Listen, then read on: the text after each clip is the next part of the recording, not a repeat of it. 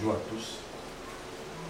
Encore en cette matinée, nous parlerons d'un sujet très important. Nous continuons dans l'éducation financière. Nous parlerons de la pauvreté. Alors, c'est quoi la pauvreté? Parce que si je posais la question, même parmi nous, c'est quoi la pauvreté? Je sais qu'il y aura beaucoup de définitions. Chacun dira ce qu'il entend par pauvreté. Mais la pauvreté est avant tout une attitude. La pauvreté est avant tout une attitude. Parce que c'est cette dimension qui est beaucoup cachée aux yeux des gens. Parce que quand tu poses la question à quelqu'un, c'est quoi la pauvreté? Il va te dire par exemple qu'il manque de l'argent. Ou il manque de quoi manger. Ou alors il n'est personne dans la société. D'autres te diront aussi que la pauvreté, c'est la malédiction. Parce que j'entends souvent des gens qui te disent que la pauvreté, c'est la malédiction. Et tu demandes pourquoi. Il dit non. Parce que même Dieu a dit que ceux qui ne le connaissent pas sont maudits. Donc ils n'auront rien. Mais je rappelle déjà à chacun de nous que celui qu'on appelle Dieu n'a jamais vu et dans ses pensées n'a jamais permis qu'un être humain manque quoi que ce soit. C'est-à-dire Dieu n'a jamais permis que quelqu'un manque quoi que ce soit. C'est pourquoi vous allez voir pour ceux qui lisent les Écritures, même dans le Coran, dans le Veda, dans tous les livres sacrés, on présente Dieu toujours comme celui qui vient au secours des humains, n'est-ce pas? Comme celui qui donne, comme celui qui veut que nous soyons en santé, comme celui qui veut que nous soyons guéris, comme celui qui nous donne la force. Et on te dit que dans la pensée de Dieu, quand il crée l'homme, comme on dit la Bible, on dit bien quand il crée l'homme, ou alors quand il crée l'humain, il lui donne tout. Donc il faut vraiment que nous enlevons ça de notre tête, que c'est parce qu'on ne connaît pas Dieu qu'on est pauvre. Dieu ne punit pas les gens en leur rendant pauvres. Et je dis encore et je répète, la pauvreté n'a rien à y voir avec le manque. Il y a des groupes aujourd'hui qui prêchent que le manque, c'est ça qui montre même que tu es l'ami de Dieu. C'est-à-dire que si tu manques de quoi manger, tu es l'ami de Dieu. Il y a des groupes qui prêchent comme ça. Qui disent que si tu as trop d'argent, c'est le diable. Donc la pauvreté n'a rien à y voir avec toutes ces choses-là. La pauvreté n'est qu'une attitude. La pauvreté, c'est un problème d'attitude. C'est-à-dire que nous tous là, nous sommes appelés à avoir tout ce dont nous avions besoin. Mais pourquoi on n'a pas eu? Parce que premièrement, nos parents n'avaient pas compris ces principes-ci. N'avaient pas compris ces principes dont nous partageons depuis un certain moment. Et ce qui est quand même, ce qui m'amuse souvent là-dedans, c'est que quand ce matin je pensais à mon père avait sa définition de la pauvreté, de la richesse. Sa définition de la richesse, c'était qu'il fallait avoir beaucoup d'enfants. Donc vous allez mieux comprendre pourquoi il dit que la pauvreté c'est une attitude. Donc ça veut dire, pour mon père, comme il avait beaucoup d'enfants, et il a eu vraiment beaucoup d'enfants, comme il avait beaucoup d'enfants, lui savait qu'il est riche. Donc vous voyez, donc ça veut dire que chacun de nous, c'est où il a, comment il a pensé. Donc c'est ce que nous pensons que nous devenons. Donc la pauvreté ou la richesse est liée à notre attitude. Comment nous nous comportons au quotidien en face de l'information que nous avons, en face des événements que nous rencontrons, en face des enseignements que nous recevons. Donc c'est là où chacun se définit. Et surtout les pensées qui nous traversent en longueur de journée. Parce que ces pensées jouent beaucoup sur notre devenir, sur ce que nous allons devenir. Donc la pauvreté n'est qu'un problème d'attitude. C'est un problème d'attitude. Et vous allez voir toujours, et mon père disait toujours que lui, il ne peut pas, pour rien au monde, pour avoir l'argent, vendre son enfant aux femmes là. Il ne peut pas. Parce que lui disait toujours que si quelqu'un a l'argent et il a vendu ses enfants, par exemple, c'est que celui-là est misérable. Il disait aussi que si quelqu'un doit se transformer comme le serpent pour vivre dans les toilettes des gens, parce qu'il veut que sa boutique fonctionne, c'est qu'il est vraiment misérable. Ça, c'est mon père qui me disait toutes ces choses-là. Donc ça fait que depuis un certain moment, ces enseignements viennent dans ma tête. Pourquoi il pensait? Et je comprends bien que mon père, il avait une façon de voir la vie. Donc il avait une façon de regarder le quotidien. Et il me disait toujours ça constamment. Il me dit, si un jour vous appreniez que les maux de tête que un de mes enfants a les maux de tête et que c'est moi, dites au marabout qu'il est un menteur. Parce que je ne peux pas penser un jour que mon enfant va être un objet ou un outil pour que je fasse de l'argent. Donc vous voyez un peu. Mais pourtant il n'a pas eu beaucoup d'argent. Il n'a pas conquéri le monde. Il n'a pas fait de grandes réalisations. Mais c'est cette approche-là qui m'intéressait souvent, sa façon de voir les choses. Et ça avait le temps où j'ai compris que il avait attiré ce que lui, il voulait. Ce n'était pas l'argent que lui voulait. Lui voulait les enfants. Et il a attiré les enfants. Parce que vraiment, nous sommes nombreux.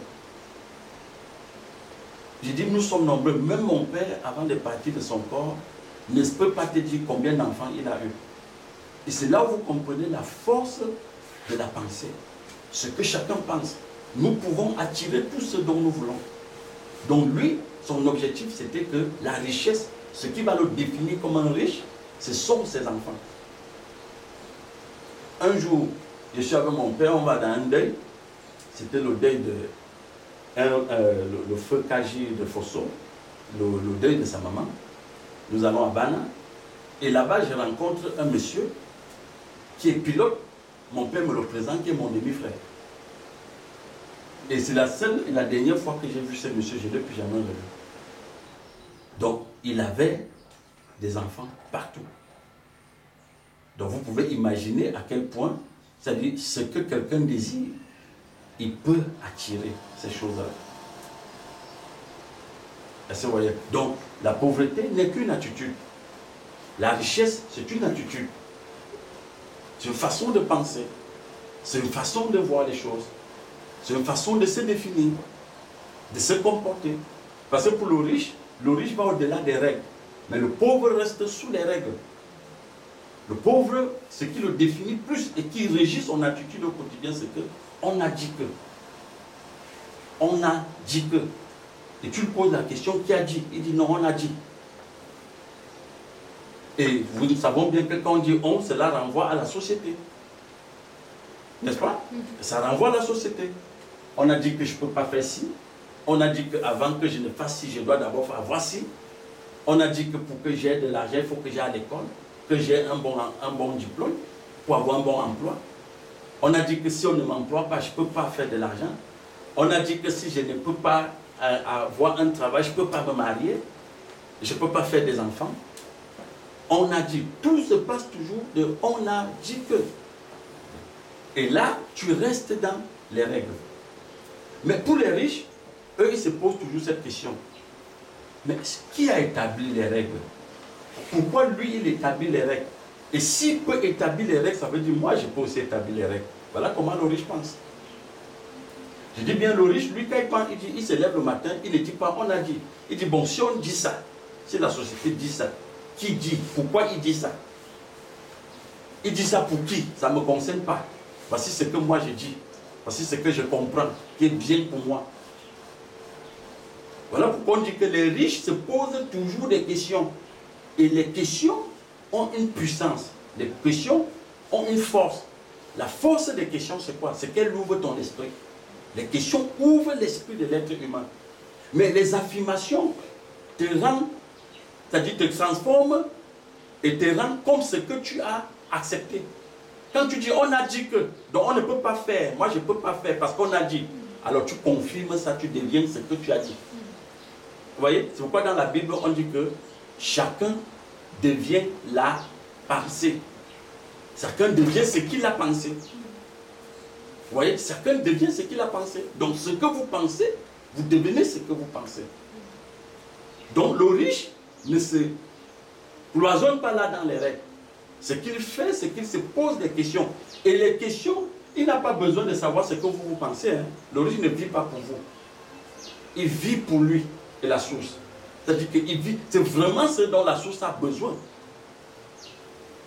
qu'il exprime au quotidien. Et je veux prendre ça dans deux cas. C'est-à-dire pour ceux qui sont cosmiquement élevés et pour ceux qui sont supracosmiquement élevés aussi. Je prends le cas de ce que généralement vous appelez les satanistes. Observez leurs attitudes. Les vrais satanistes, hein, parce qu'il y a les faux satanistes. J'aime souvent bien préciser. Parce que le satanisme ne tourne pas au niveau du bas-ventre et un poste. Moi je dis bien ceux qui partent à la franc-maçonnerie pour un poste ou pour le ventre, ce n'est pas des francs-maçons. Ça c'est des mendiants. Il faut les mettre de côté. On parle de ceux qui sont allés à la franc-maçonnerie et qui ont influencé leur voisinage, qui ont influencé l'univers dans lequel ils sont entrés. Ça c'est de ces gens-là que moi je parle. Alors, dans Apocalypse, je pense à Apocalypse 17, qui nous dit, à partir du verset 1 et 2 et 3, nous dit quoi? On dit, les rois de la terre sont entrés en rapport sexuel avec Satan. Vous voyez ça? Les rois de la terre sont entrés en rapport sexuel. Donc, ils ont eu des rapports sexuels. Dans d'autres versions, on dit qu'ils se sont enivrés avec la bête. Ils se sont enivrés avec la bête. Apocalypse 17. Et dans ma version, il dit, ils ont eu des rapports sexuels avec la bête. Vous voyez ça? Donc, et nous savions très bien que quand on dit rapport sexuel, on ne renvoie pas au lit entre un masculin et un féminin. On renvoie à une fusion d'esprit. C'est-à-dire que moi, en tant que vase, je suis pénétré par l'énergie cosmique. Et je découvre vraiment que, et je réalise, et je suis conscient que je suis pénétré par cette entité. Vous voyez un peu? Et quand ils sont, on dit, comme ils sont entrés en rapport sexuel avec Satan, on dit, ils ont fait quoi? Ils ont fait le commerce des âmes. Les âmes humains, hein, ils vous vendent. Tu comprends? On peut vous vendre. Ils ont fait le commerce des eaux. Ils ont fait le commerce de l'or. Le commerce des diamants. Ils ont fait toutes sortes de commerces. Donc, ils touchent tout. Ils prennent tout. Rien ne l'arrête. C'est pourquoi on dit qu'eux, ils ne sont pas dans les règles. Même s'il faut qu'ils mangent maman comme celle-ci, pour se développer, il le fait. Parce que pour lui manger le corps humain, n'a rien à y voir, n'a rien de différent, comme s'il mangeait du poisson. Donc vous voyez, donc, par contre, pour celui qui est pauvre d'esprit, qui est dans une attitude, il te dit carrément que non, on ne peut pas faire ça. Vous voyez un peu? Alors, lui, toi qui es pauvre, quand tu le vois demain, tu dis, ce sont des riches. Voilà pourquoi on les appelle les rois de la terre.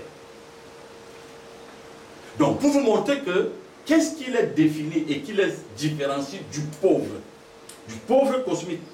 C'est tout simplement l'attitude.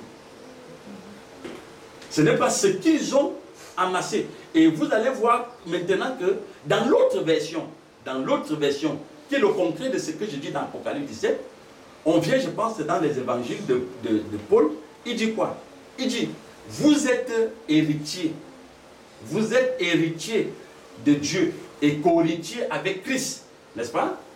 C'est ce que la Bible dit, non? Vous êtes héritiers et co-héritiers avec Christ. Et il dit encore que partout où le Christ est assis, le Christ dit à son Père que vous devez être aussi assis. Et mon ami, il aimait toujours dire, les chrétiens ont deux natures. Et j'aimais bien cette partie-là. Il dit, c'est les seules personnes qui peuvent être assises ici, sur une chaise, dans l'espace Terre, dans la planète Terre, et en même temps, ils sont assis dans les cieux. Vous voyez quoi? C'est une dimension qui est donnée à celui qui retourne au Créateur.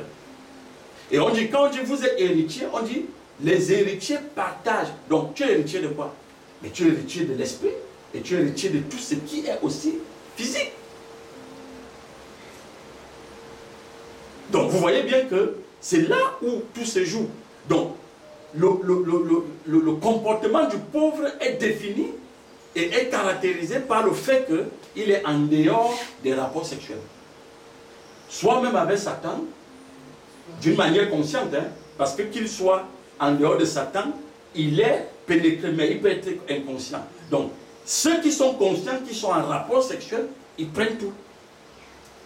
Et ceux qui sont conscients, qui sont en rapport avec le Créateur, ils régissent tout. Parce qu'il y a une différence entre prendre et régir. Parce que les maîtres cosmiques, eux, ils prennent.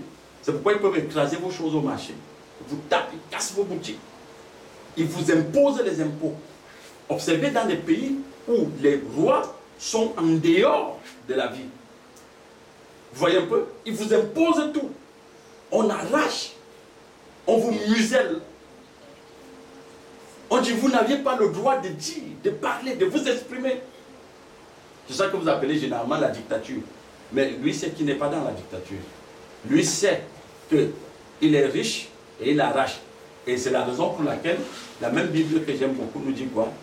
Les bénédictions de l'Éternel ne s'accompagnent d'aucun chagrin.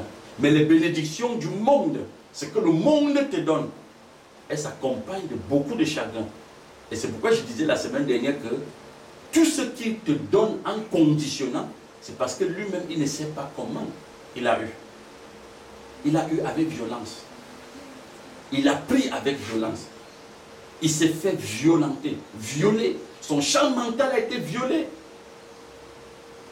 Mais le riche, on le pénètre aisément. Il consent. Il comprend. Il sait que c'est comme ça, ça doit se passer.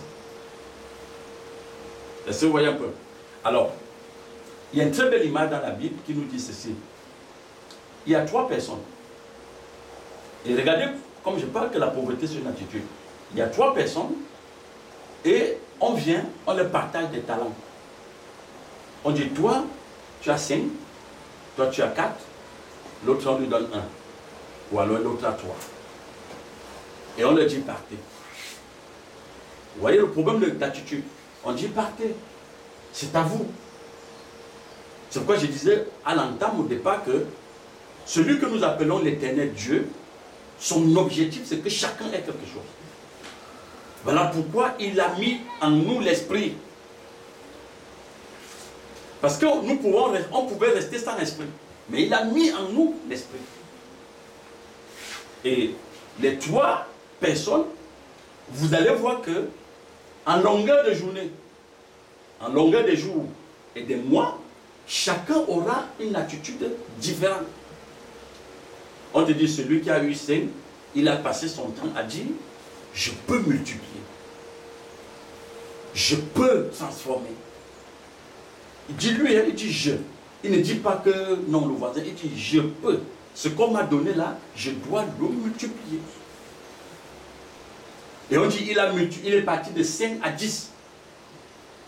Celui qui a eu 3, il a fait la même chose. Il ne s'est pas limité. Et ce qui me plaît sur les 2 premiers, c'est que l'autre n'a pas dit, pourquoi on a donné 5 à Samuel, on m'a donné seulement 3 ou 4.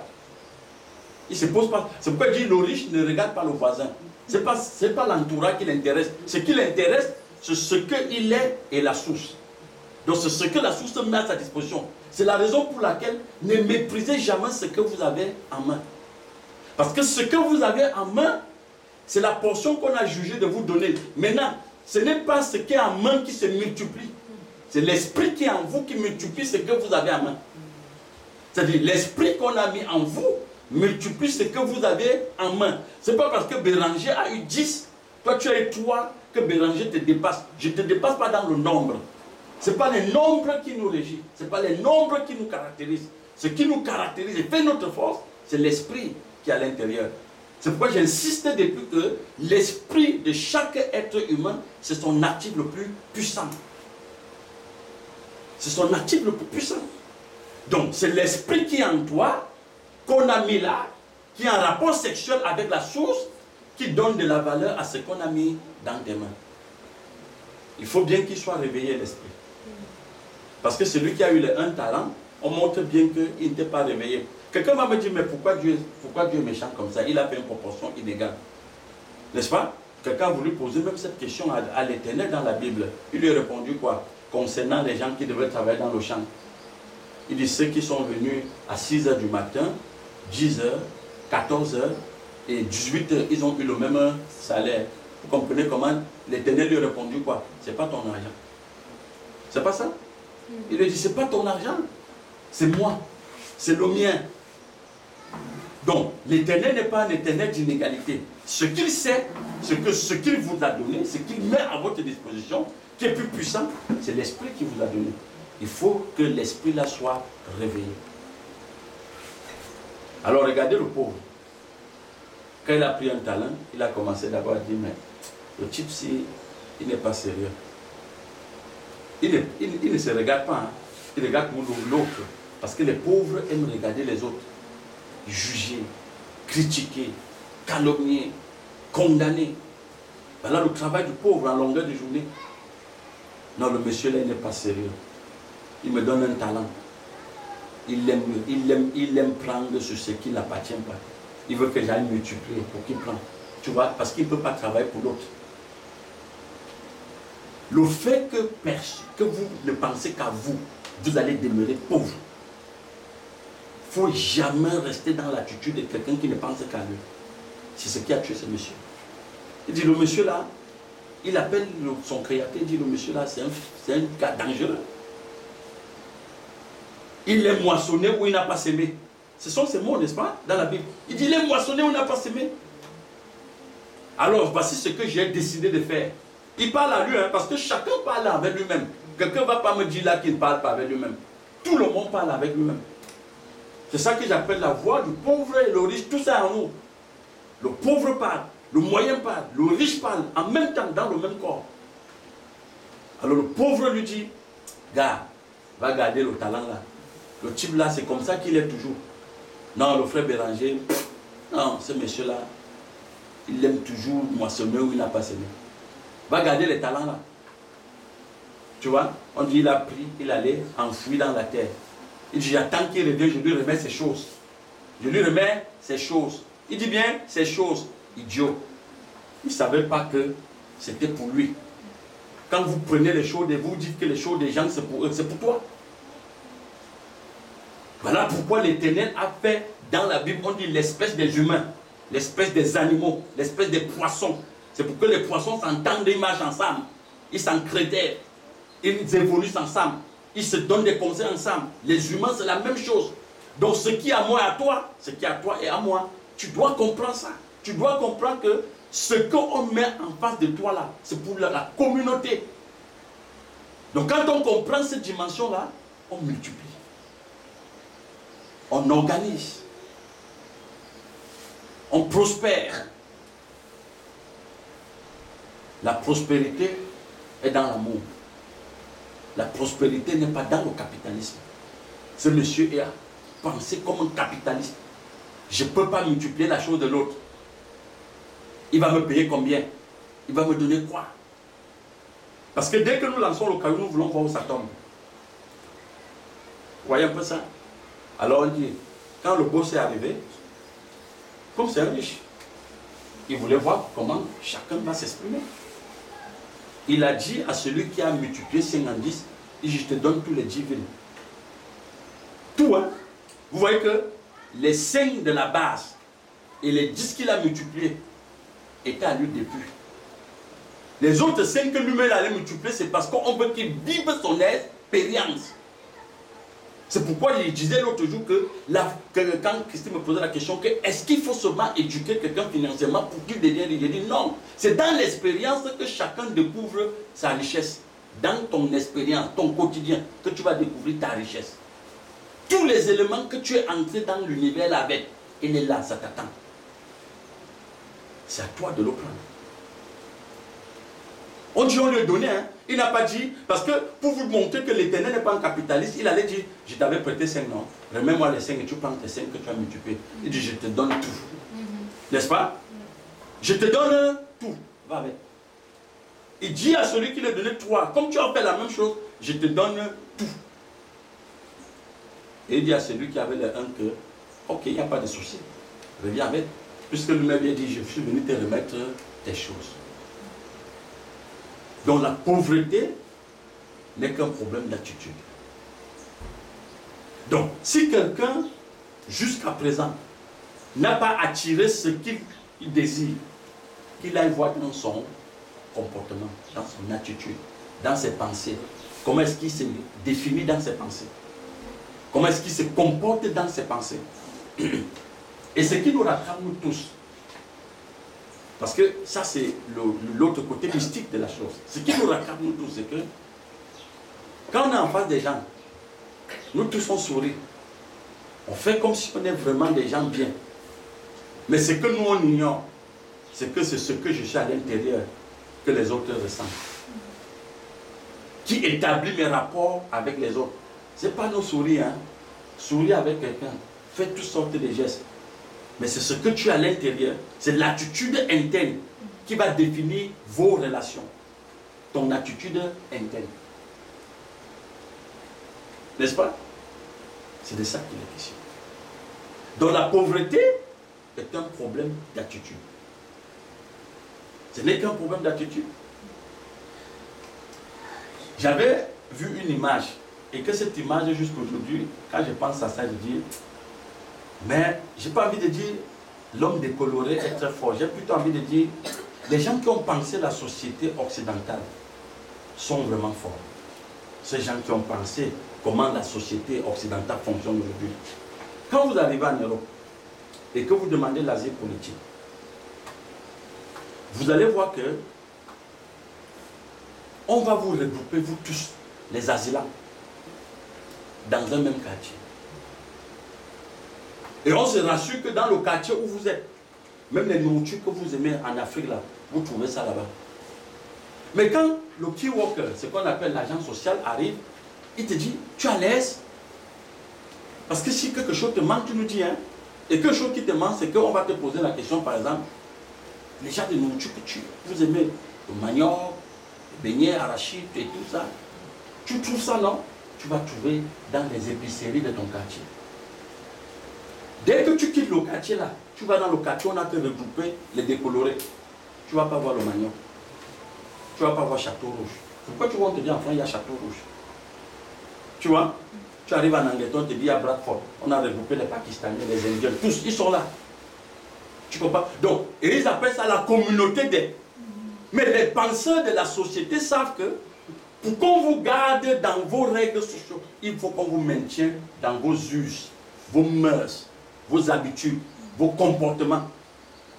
Et ce qui m'a fait rire, c'est que nous, tous ceux qui étaient à l'Incongrune, où on était, le quartier des Asilans, que je connaissais, tous, quand tu vois que sa femme, c'est qui? C'est une Asilane. Ta femme, c'est-à-dire, vous vous mariez entre vous, vous faites les enfants entre vous, ils pensent comme vous. Vous voyez comment on vous cloisonne? Vous ne sortez pas du cadre dans lequel vous êtes parti. Et c'est la raison pour laquelle aujourd'hui, quand vous arrivez en Europe, vous voyez les Camerounais faisaient les beignets haricots ici, ils partent encore faire les beignets haricots là. Il arrive où, moi j'ai découvert que l'économie est très élevée en Europe. Pas en France, hein. Là c'est les pauvres là-bas. Dans d'autres pays, comme l'Angleterre, l'Allemagne et consorts. Quand tu arrives, tu vois bien, l'économie est élevée. Mais le gars continue à faire quoi? À vendre les beignets. Ou à laver le sol. Il te dit carrément que c'est ce que je sais faire. Licence en aérospatial. Il lave le sol. Licence en physique. Lave les voitures. Vous voyez un peu? Donc c'est ça, c'est là le problème de la pauvreté. C'est un problème de comportement. Mais le décoloré quitte là-bas, il vient ici avec le BPC. C'est lui qui supervise l'autoroute Douala-Yaoundé. Vous comprenez ça? Et quand nous-mêmes on le voit venir, on dit non, il est venu avec un diplôme en Europe, alors qu'il a le BPC. Lycée professionnel. Pourquoi on peut penser toujours comme ça? Mes frères, je disais à quelqu'un hier, j'étais au bureau, je disais à quelqu'un hier que tout est dans ma tête. Si tu me prends là, tu me mets devant le président, je vais dire bonjour monsieur le président. Moi je ne vois pas ce qu'il va me parler, je ne sais pas en quoi il va m'épater. Parce que ça, c'est dans ma tête. Dans notre tête, que vous avez, ou l'esprit, ou ce que vous appelez l'esprit, quand on dit tête, c'est l'esprit. Tout l'univers est là-dedans. Et même au-delà de l'univers, c'est là-dedans. Quand l'esprit est réveillé, l'esprit touche tout. Il régit tout. Il comprend tout. Il comprend le mouvement de l'univers. Et c'est ça la richesse. Tout est à vous. N'est-ce pas, nous dit l'apôtre Paul? Et vous êtes à qui? Vous êtes au Christ. Il dit tout est à vous. Tout est à vous. Tout est à vous. Mais on m'a limité au niveau du diplôme. Quand j'obtiens mon master, je dis bon, j'ai dans tout. Ça va. Qui t'a dit que tu n'es qu'un master? Qui t'a dit ça? Pourquoi tu te limites à un bout de papier? Tu n'es pas un bout de papier. Tu es plus que ça. Napoléon qui nous a trompés avec lui-même n'avait pas le bac. Qui nous a dit ça? Donc la pauvreté, c'est une façon de se comporter. Est-ce qu'on comprend? Il y a un ami qui dit toujours que il y avait un monsieur qui lui disait que son père était un grand instructeur, un haut cadre de l'État aux États-Unis. Alors, son père, comme son père travaillait pour le gouvernement, il avait son ami à l'école, que son père, lui, ne travaillait pas pour le gouvernement. Lui comprenait bien qu'il a un esprit libre. C'est même le gouvernement qui doit travailler pour lui. Alors, quand ils se rencontraient toujours, quand lui rencontrait le père de son ami avait toujours une façon de l'orienter. Et le père de son ami lui disait toujours que ton père est un pauvre, malgré qu'il est un haut cadre de l'État. Et il dit, ces paroles se sont avérées vraies, parce que quand son père meurt, il est frustré. Même quand on regarde son corps, on voit que le corps de son père est frustré. Et parce que son père lui confie que le gouvernement, la politique, c'est quelque chose de sale. Il a vu trop de choses sales et il n'a pas pu dénoncer parce qu'il était muselé. Le riche est libre dans son esprit. Voilà pourquoi on dit qu'ils peuvent mourir pour leurs idées. Parce que pour lui, en fait, il ne meurt pas. Hein. C'est un passage. C'est le chemin par lequel c'est prévu qu'il doit quitter la terre. Chacun de vous est riche. Chacun de vous est riche. Personne de nous n'est pauvre. Personne. Moi, j'aime beaucoup mon père. Parce qu'il m'a beaucoup enseigné. Il passait, vous voyez, je parle moins de ma mère parce que mon père, lui, me disait toujours beaucoup de choses. Il me dit, Nangan, comme tu vois là, ne pense pas comme pensent les gens qui disent que on va mettre un pied de banane au sol quand, que ça va prendre combien de temps pour qu'on mange son fruit. Il dit, ne regarde jamais comme ça.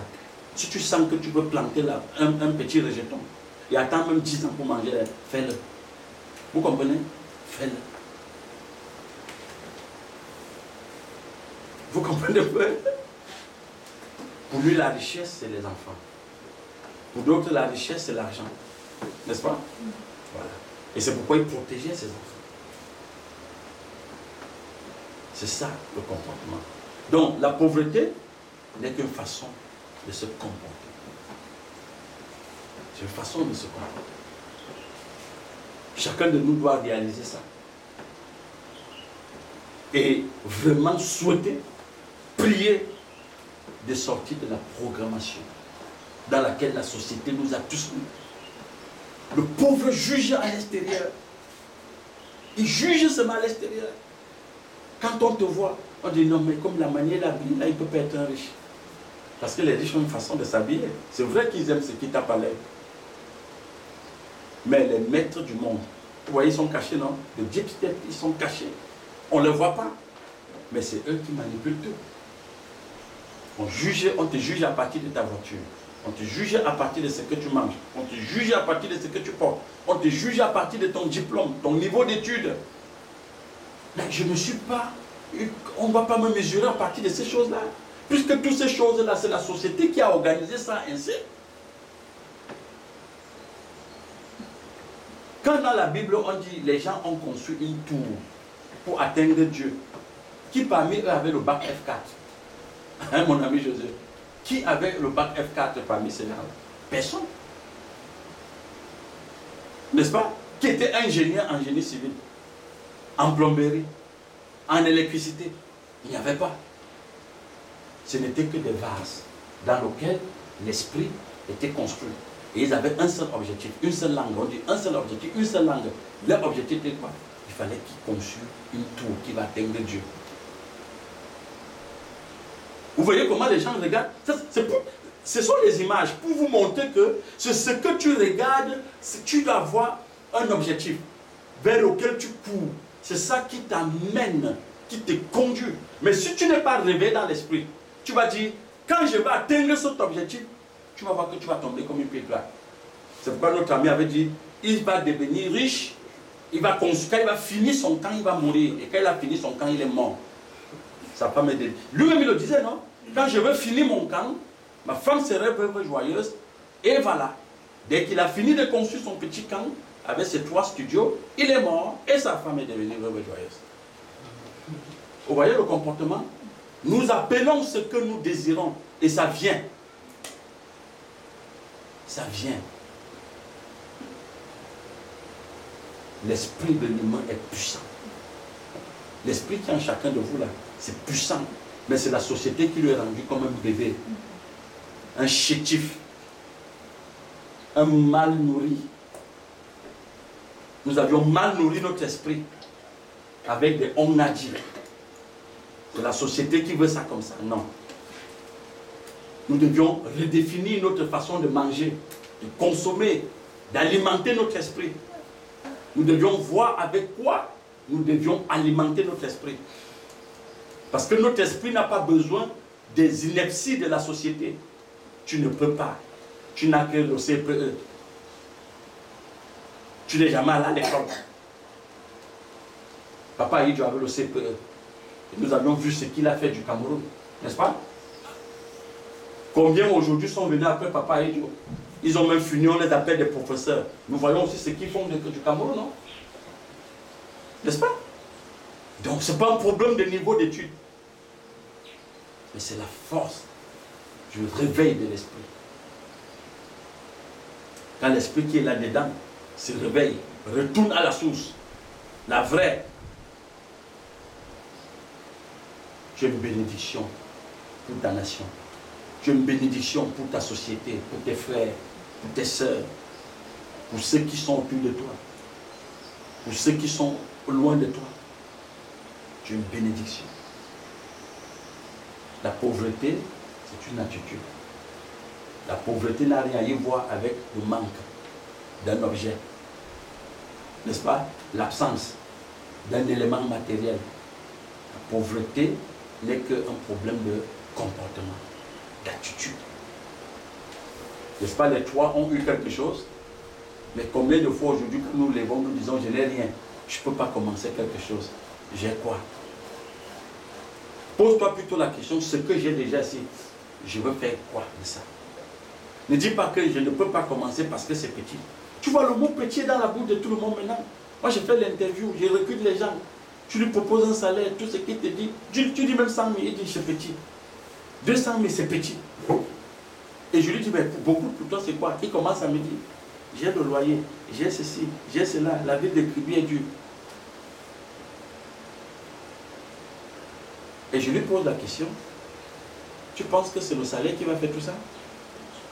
Si c'était comme ça, l'État allait donner des gros salaires aux gens. Vous savez qu'aujourd'hui, même le ministre nous l'a dit, non? Quand on vit avec 36 000 francs au Cameroun, non? N'est-ce pas? Le ministre de l'Emploi et du Travail nous a dit ça la dernière fois. Donc il faut réaliser que où tu es, ce n'est pas ce que les autres disent. C'est ce que tu as en toi là qui est très important. Et c'est elle qui donne la valeur à ce que tu as en main. Ce que tu as en main, c'est l'esprit qui lui donne la valeur.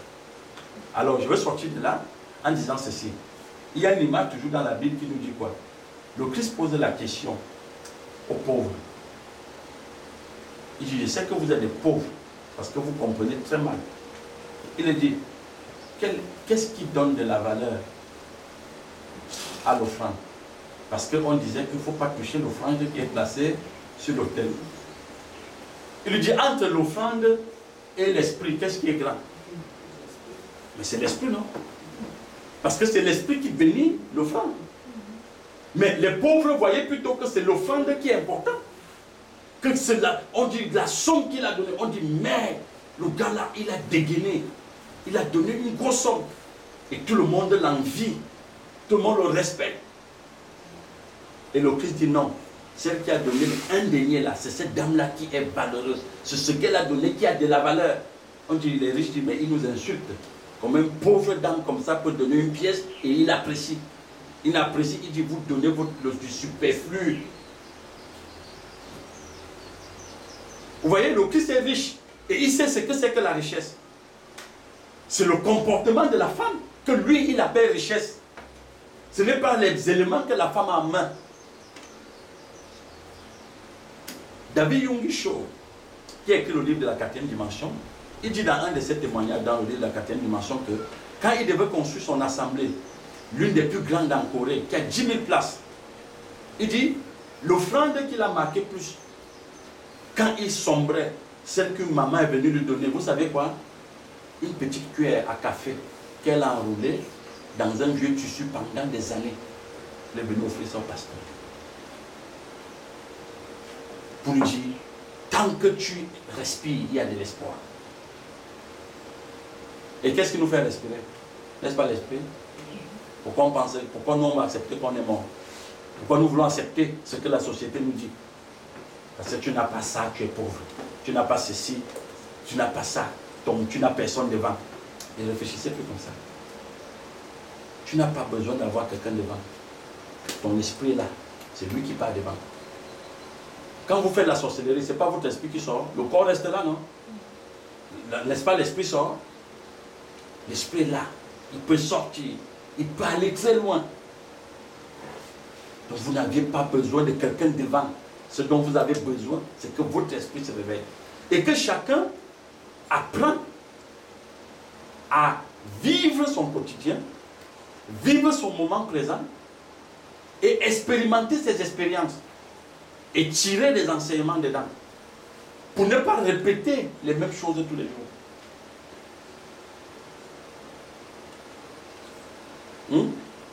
Voilà. Donc les images physiques nous apprennent. Quand vous accouchez un enfant, il ne reste pas nouveau-né tous les années. Il se développe. Il se développe. Dans la société dans laquelle nous sommes entrés, quand vous allez dans les supermarchés acheter les marchandises, vous voyez qu'il y a les dates de péremption, c'est ça, non? C'est pour vous dire que même votre compréhension se périme. Votre esprit peut se périmer. Aujourd'hui, nous ne nous soucions pas de l'esprit qui est en nous. Nous devions renouveler l'esprit qui est en nous. Paul dit qu'il faut le régénérer, le renouveler tous les jours. Nous devions le renouveler tous les jours dans la compréhension, dans l'onction avec le Créateur. Sinon, elle va se périmer. On répète les mêmes choses. Papa a répété, je viens, je répète. Vraiment que le Seigneur nous garde et nous préserve. Donc, en conclusion, que chacun comprenne tout simplement que si il est dans la situation dans laquelle il est, qu'il comprenne que c'est lui-même qui a décidé ça comme ça.